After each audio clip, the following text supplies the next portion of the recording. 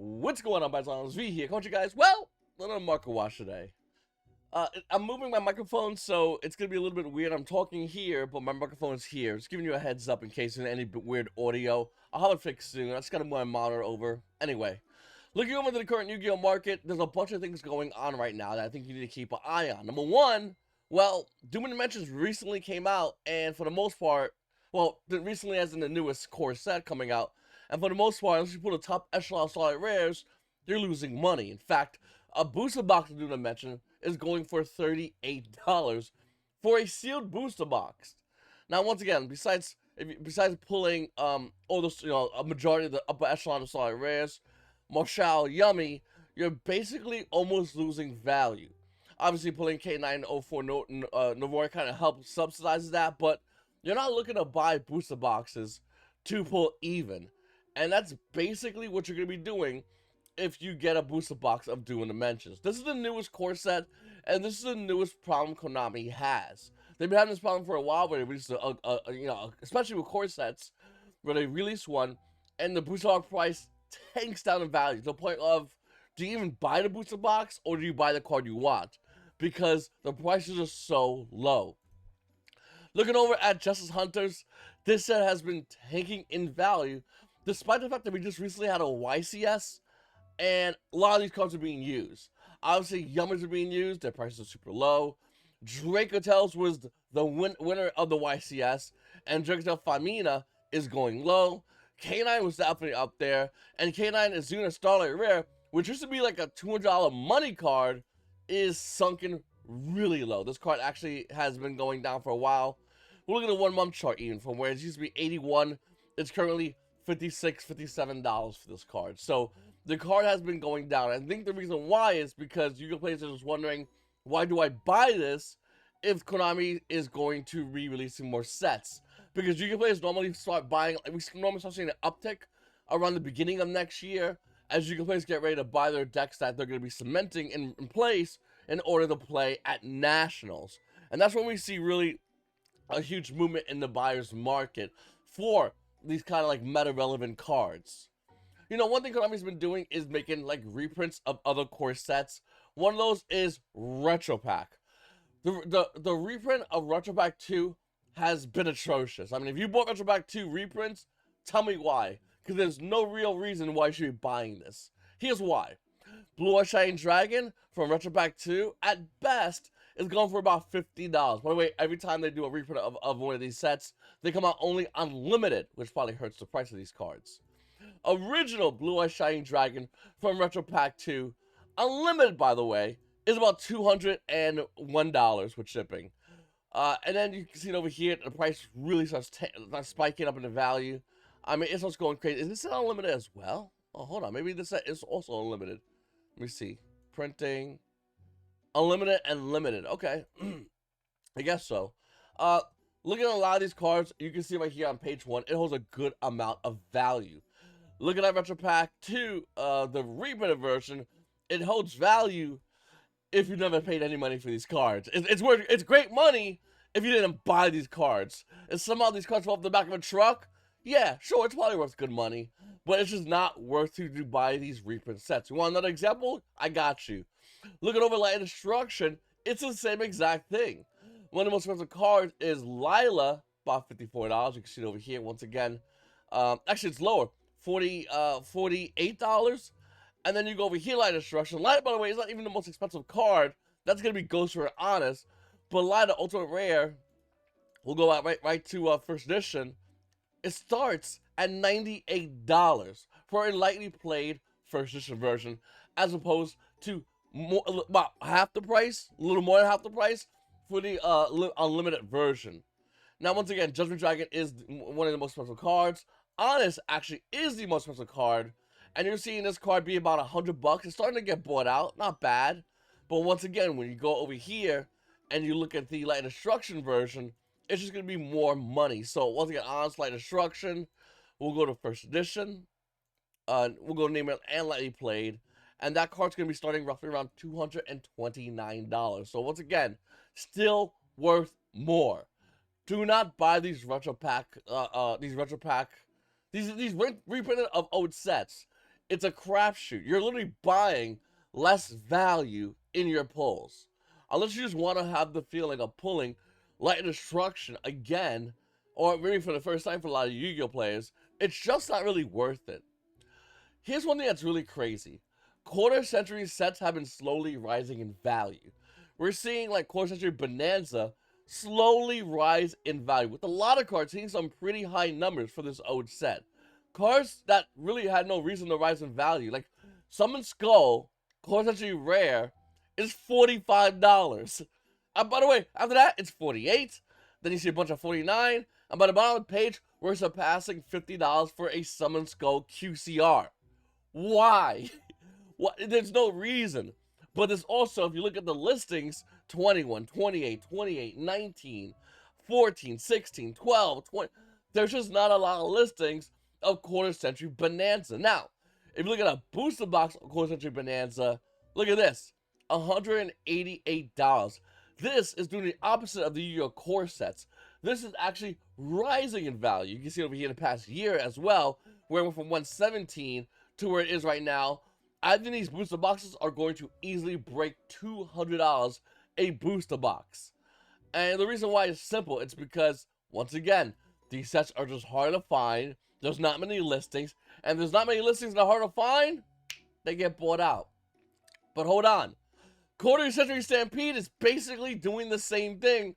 And this was what? Wasn't this the last Quarter Century set to come out? Like, full set? I could be wrong. Comment down below if I am, but this one as well. Now, don't get me wrong. The only thing that's good in this set, in my opinion, is Call by the Grave, which have also been increasing in value. It's roughly around $85 for the alternate art Call by the Grave. It used to be hovering around $70, by the way, if you've been tracking it like I have. But look at the rest of these cards. They're slowly increasing in value. Then you look at Quarter Century Stampede, the booster box. It's about $128. It's actually been rising in value. I still don't like Quarter Century cards. I think Konami really bent the entire secondary market over by doing this. But with that said, you cannot deny facts. And the facts are, these are rising in value. The singles are rising in value.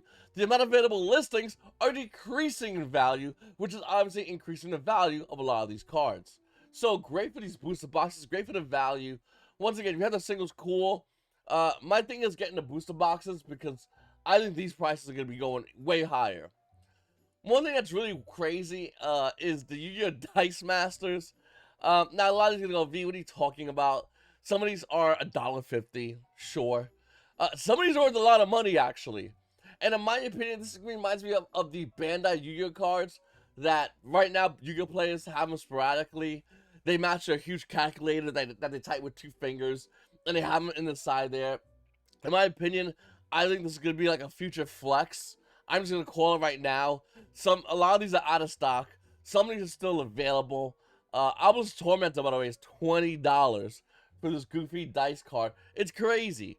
But with that said, I wouldn't be surprised if all these start rising in value because it's a flex card. Nothing real, just a flex card. Alright, let's go about Bao's Legend Monster Mayhem. This was the first really Starlight Rare set. This is Konami's version of QCR Bonanza sets into Starlight Rares. We really haven't had a lot of these sets, so take that what you will. But with that said, look at the prices. Once again, few listings, big prices. Real huge indicator of this market not being sustainable at a low price. 35 listings might seem like a lot. It's really not. You really see a lot of listings in the 50s to 60s, not 35 and 16, 6 for the case of Dirac Meteor. I mean, it's crazy. It's insanely how much these cards are slowly rising. It's not doing it fast, by the way, but there is money here. One thing that's crazy is we're seeing all this, but the booster box about the Legends of Monster Mayhem is only $43. That's not a bad price for a booster box which contains cards which are slowly increasing in value. In my opinion, I think Bowser Legends Monster Mayhem is an undervalued booster box. I think a lot of people need to keep an eye on this set because this is one of those sets that can slowly creep in value. Now, when this set was first announced, I wasn't a big fan of it because I wish it had better reprints. It was cool reprints, but not better reprints, if that makes any sense. With that said, though, This booster box is dirt cheap as compared to the singles in this set. And I wouldn't be surprised if the singles start going higher in value and the booster box slowly follows. Right now, it's not doing it. I wouldn't be surprised if it starts doing it. Up next, let's talk about OTS Torn Pack 29. This is the current OTS set. Everything always drops in OTS set. Obviously, a lot of people always look at the ultimate rares, but I want to make you look at some of the super rares. They are dropping, and this is the kind of thing where you look at these and you go, okay, what's valuable in the long term? Because OTS sets have a history of having cards, specifically super rares, even some commons, that go crazy high, and sometimes even higher than the ultimate rares you're currently looking at. Obviously, that doesn't happen immediately, but inevitably it does happen with a lot of OTS sets. Could Mistaken Arrest, which is $1.59, be one of those cards to rise in value? I mean, this is a question you have to ask yourself. Could Salesman, as a common, being 47 cents, be one of those cards to rise in value? I mean, these are blanket cards that sporadically see play. Mercy Teleport. I mean, the Megaliths. These are cards that you have to ask yourself, once again, is it worth grabbing these? I think if you play in Yu-Gi-Oh events, you always hold your OTS bulk. I always see players crack an OTS pack and throw them away. You're dumb if you do that. You save these, you put them to the side, because you have zero idea when people are going to be going back and grabbing these OTS cards. So many times, people have one of the best examples was Draw and Lockbird, when it was an OTS Super Rare. It was like a $25 OTS Super Rare, in case anyone remembers. Like, it was insanely expensive, and when it was originally being cracked, it was thrown away as bulk. Do not do that. Save your OTS commons, save your OTS Super Rares, put them to the side. Trust me, in time, you will go back to those and need those cards. So, my last video I talked about was slabs in Yu-Gi-Oh! And how I think slabs are going to be a big thing in the future of this game. And a lot of people are like wondering, V, what's a good slab to buy? What's a good slab to craft? Because obviously you buy a slab, you're buying it already at heightened price. Whatever that heightened price is, I guarantee you, by the way, it's cheaper than what I think it's going to be at. But what's a card to buy right now that I could get made into a slab and hold for good value? This right here. Spellbinding Circle is an old school Yu-Gi-Oh card. Not only is it an old school Yu-Gi-Oh card, it's a TV show card, so you double hit the nostalgic market with Spellbinding Circle. And also, it's relatively inexpensive, something nobody's talking about. Now, there's two versions I want to point at. One is going to be the Spell Ruler, which this version right here, $6. You want a near mint, $8 for a near mint version of this card. Once again, really, really cheap. Even the highest price of this card isn't a lot. A lot of singles that you can see over here, a lot of ones. These are all ones, by the way. You go to page 2, more ones. So, once again, this is not going to be low forever. It's just low for now. Another thing is the original print Magic Ruler. Now, this one comes first edition, so obviously you're going to be paying more money. Is it worth it? I think so. But look at this. Look at the prices. Likely to pay first edition starts at $13. $13 for a lightly played. Now, if you look at the graded card you want near mint, obviously it'd be better if you could see the card, but nevertheless, still really good. If you want a near mint version, it's $42, $43 for a near mint version of this card. Actually, that guy's 3 sales. Screw that kid.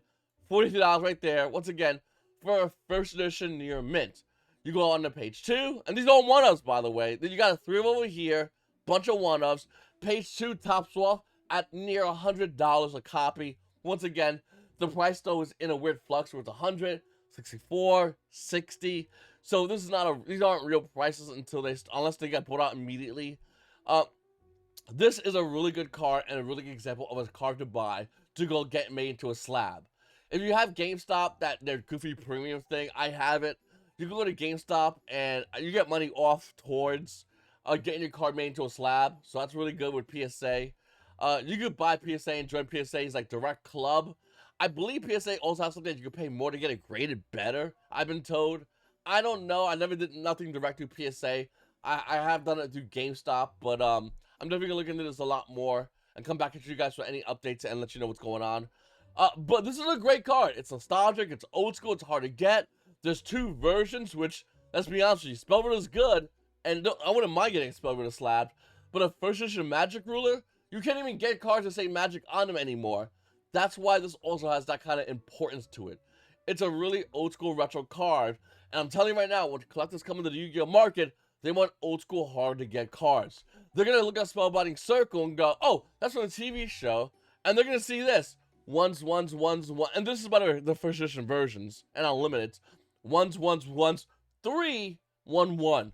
They'll clear this out in 2 seconds, buy all these up, get them slabbed, and anytime one's listed on here that's going to be under a certain price, they're just going to buy it and slab it, and they're going to have stacks and stacks and stacks of these. That's how they maintain control of the market. That's how they maintain control of value in the game. And the price of a lot of cards are going to rise in value. Now, once again, I could be wrong, even though I think every Yu-Gi-Oh player is about to get $2,000 soon. Call me crazy, weird hunch, and if we do get that, a lot of money's going to be dumped into the trading card market.